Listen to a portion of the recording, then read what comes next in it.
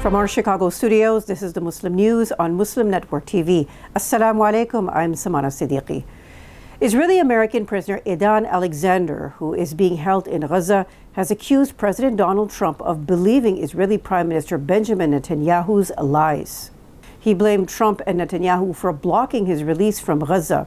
In a video issued by Hamas's Al-Qassam brigades, Alexander said he is collapsing physically and mentally as Netanyahu runs the country like a dictator. Alexander said all sides lied about efforts to free him, including Israel, the U.S., and the army. He revealed that Hamas was ready to release him weeks ago, but the U.S. refused. Directly addressing Trump, Alexander asked, "Why did you fall for Netanyahu's lies? Why am I still suffering here and not home in America?" Fearing Israeli airstrikes, he warned, "You may never see me alive again." Alexander also urged Israelis to continue protesting against Netanyahu's government. He echoed freed hostage Yair Horn's warning, saying, "Our time is running out." Alexander ended with a chilling message, saying prisoners believe they will return home as corpses. Families of the prisoners also called for more protests, accusing the Netanyahu government of using prisoners as political pawns. Israel estimates that 59 prisoners are still in Gaza. In a break with tradition, the White House has replaced former President Barack Obama's portrait with a new painting of President Donald Trump. The painting shows Trump raising his fist after surviving an assassination attempt last year at a Pennsylvania rally. It was inspired by a photo of Trump, bloodied but defiant, flanked by Secret Service agents. The White House revealed the change in a short video posted on X captioned, "Some new artwork at the White House." Traditionally, the most recent president's portraits are displayed next to the East Room. However, a former White House official said there is no strict rule. Presidents can rearrange artwork. Trump, who is known for ignoring presidential traditions, moved portraits of Bill Clinton and George W. Bush during his first term. Obama's portrait has now been relocated to Bush's former spot, while Bush's portrait was moved to a staircase. The Justice Department, or DOJ, says courts have no power to force the Trump administration to bring back a man mistakenly deported from the U.S. to El Salvador. DOJ lawyers argued that federal courts cannot tell the executive branch how to conduct foreign policy. They were responding to lawyers for Kilmar Abreu Garcia, who asked the court to order Trump administration officials to send planes and personnel to retrieve him. The Supreme Court last week told the administration to take steps to return Abreu Garcia, but did not specify how. The DOJ now claims the ruling only covers domestic actions. U.S. District Judge Paula Zinnes criticized the government on Friday for refusing to explain how it plans to bring Abreu Garcia home. His lawyers warned they would seek contempt of court charges unless action was taken. But the DOJ opposes what it calls any intrusive supervision and even daily status updates, claiming that Abreu Garcia remains safe under El Salvador's custody. In a weekend update, Trump administration officials said there were no new developments and hinted that they might challenge the reporting requirements. The Trump administration's crackdown on foreign students has hit southern U.S. universities hard. NBC News reports that several public and private institutions across the Sun Belt have confirmed mass changes to international students' immigration status. Although schools did not directly link the changes to student protests, the crackdown targets students who protested Israel's genocide in Gaza. The University of Texas at Austin said multiple students were affected. Among other schools, Florida International University reported 18 visa cancellations, and Texas A&M removed 23 students from the U.S. student tracking system. Rice University in Houston reported 3 revocations and 2 more affecting recent graduates. Students have been caught off guard. Meanwhile, Harvard professors are suing the Trump administration over policy demands tied to $9 billion in federal funding. Some universities face threats of funding cuts if they don't meet President Donald Trump's definition of cracking down on anti-Semitism. Florida universities have also signed new enforcement deals with Immigration and Customs Enforcement as part of the state's effort to support federal immigration enforcement. In related news, the Maryland office of the Council on American Islamic Relations, or Cair, has praised State Attorney General Anthony Brown and 3 Maryland colleges for joining a multi-state legal challenge against the Trump administration's crackdown on immigrant students. Brown and 18 other attorneys general filed a court brief urging a federal judge to block the Trump administration's ideological deportation policy. that targets and punishes non-citizens with lawful status, especially college students and faculty who express political beliefs with which the administration disagrees. They argue it violates the First Amendment by targeting students and faculty for their political views. The University System of Maryland, Goucher College, and Loyola University Maryland backed the move, calling for an end to visa revocations without cause. Cair Maryland condemned the crackdown and is investigating the scope of the visa cancellations to offer advocacy and legal support. Affected students can fill out a form at cair.com/report and email mdoutreach@cair.com for help. Cair's latest civil rights report warns that Islamophobia in the U.S. is at record levels, with growing viewpoint discrimination on U.S. campuses. Senator Bernie Sanders electrified Coachella festival goers after drawing a record 36,000-strong crowd in Los Angeles with Representative Alexandria Ocasio-Cortez. Sanders and Ocasio-Cortez took the stage at the annual Music and Arts Festival, which kicked off last week as part of their Fighting Oligarchy tour across the country. Sanders urged the young audience to fight for economic, social, and racial justice and to build a future that prioritizes working people over billionaires. Sanders warned of a billionaire takeover and the rise of authoritarianism under President Donald Trump. Ocasio-Cortez slammed Trump's erratic tariff policies, calling them corrupt, and criticized members of Congress for profiting off stock market trades using privileged information. The LA rally featured musical performances by Neil Young, Joan Baez, and others, and speeches from progressive leaders such as Representatives Pramila Jayapal and Ro Khanna. The Fighting Oligarchy tour now heads to Salt Lake City in Utah, with stops planned across the West. President Donald Trump has denied reports that his administration granted a tariff exception for electronics such as smartphones and chips. Posting on his platform Truth Social, Trump said, "Nobody is getting off the hook for unfair trade balances and non-monetary barriers, especially not China." He added that electronics remain subject to the existing 20% fentanyl tariffs, but are being moved to a different tariff category.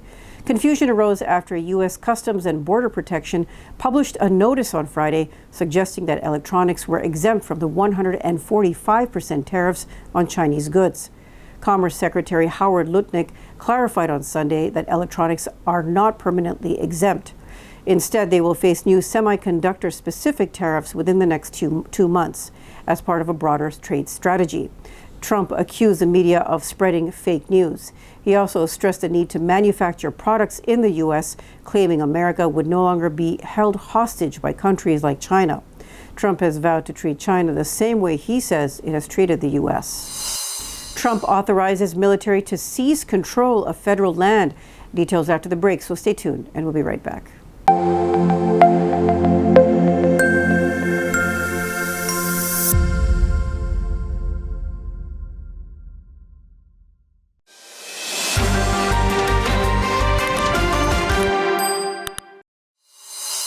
President Donald Trump has issued a memo directing 4 federal agencies to permit the military to access and assume control of federal land along the U.S.-Mexico border.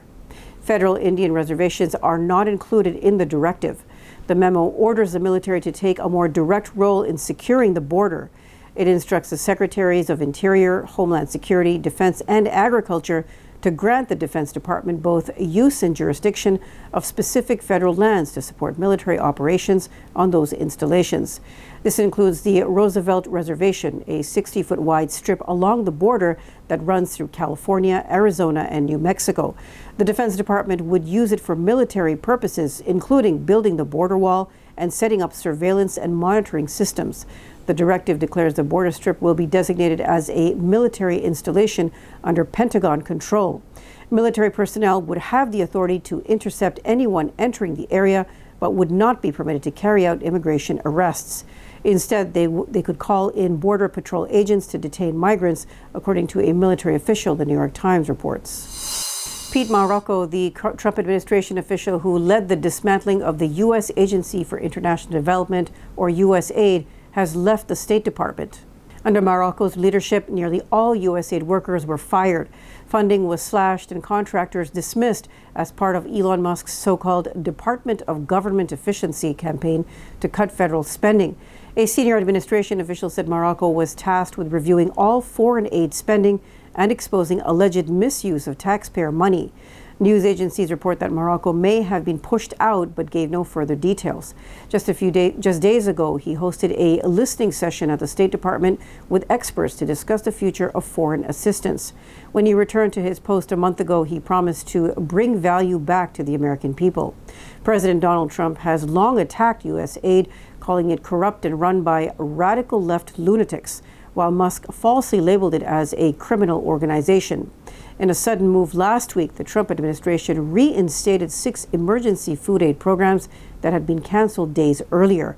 Observers say the abrupt reversals have disrupted international humanitarian efforts. Israeli airstrikes have killed at least 39 more Palestinians across Gaza in the last 24 hours. In Khan Yunis, an Israeli strike killed 6 people and wounded several others after hitting a house on Monday, according to medics and Wafa news agency. Casualties were rushed to the European hospital. Israeli forces intensified air and land assaults across southern Gaza, with heavy artillery shelling reported. The World Health Organization said Israel killed a Palestinian child after bombing Gaza City's Al-Ahli Arab Hospital, disrupting medical care. Meanwhile, the UN Agency for Palestinian Refugees, or UNRWA, revealed that more than 70% of Gaza schools have been damaged or destroyed since the start of Israel's genocide in Gaza in October 2023. Nearly 88% of schools now need major repairs or rebuilding, including 162 UNRWA schools. On the diplomatic front, Israeli media reported progress in talks with Hamas over a prisoner swap and a possible Gaza ceasefire.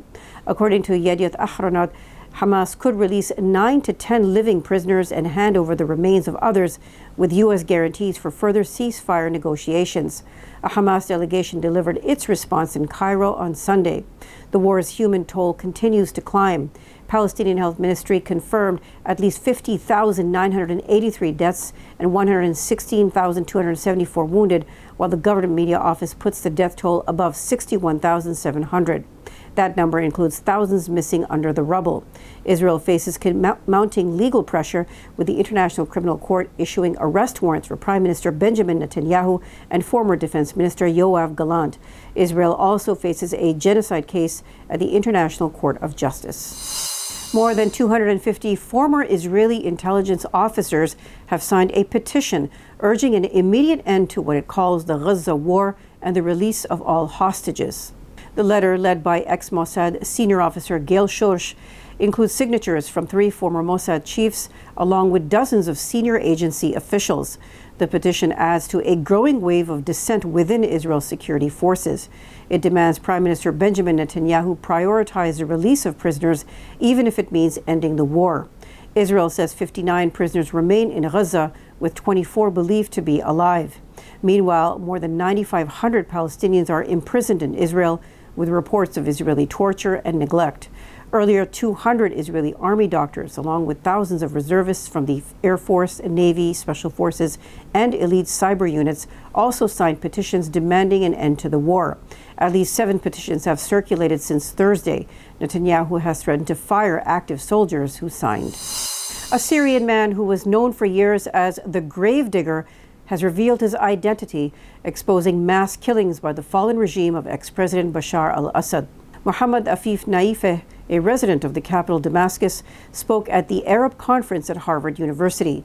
He detailed how thousands of torture victims, including children, were buried in mass graves between 2011 and 2018. Naifeh's testimony had earlier helped the U.S. Congress and German courts uncover crimes committed by al-Assad's government. He described trucks arriving twice a week from military hospitals, carrying up to 600 tortured bodies for secret burials. Despite playing a key role in exposing atrocities that led to sanctions, Naifeh called for lifting the economic restrictions. He said ordinary Syrians continue to suffer even after Assad fled to Russia in December.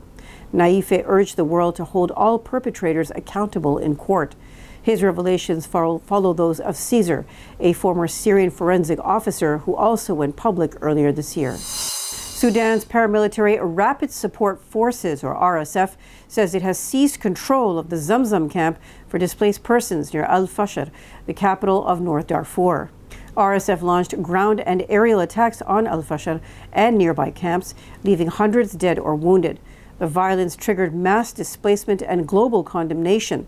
In a statement, the RSF said its forces had fully liberated Zamzam camp and deployed units to secure civilians and medical workers. It accused the Sudanese army and Darfuri armed groups of using civilians as human shields. The Sudanese military has not responded. The UN and several Arab countries condemned the attacks, while grassroots group Al-Fasher Resistance Coordination said more than 320 people were killed or wounded. The UN also confirmed the last medical team at Zamzam camp was killed during the assault.